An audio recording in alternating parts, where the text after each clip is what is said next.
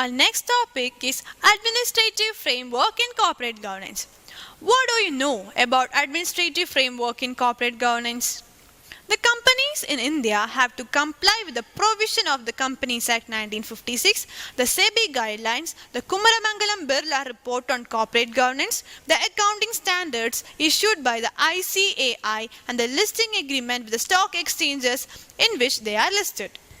The Companies Act 1956 is a relevant statute in India that governs the incorporation, functioning and winding up of the companies. The ordinary business activities like declaration of dividends, appointment of directors, acceptance of the company financial statements and appointment of auditors require the consent of 51% of shareholders, whereas all other business activities require the approval of 75% of the shareholders.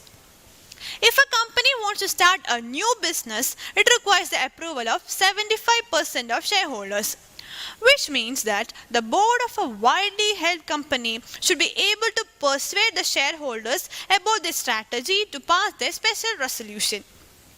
Whereas the board of a closely held company will not find it difficult to pass such a resolution because the shareholders are usually the managers in such cases.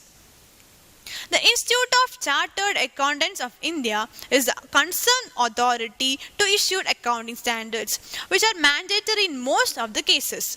As of now, we have 28 standards that provide guidelines for disclosure of financial information to ensure uniformity between companies.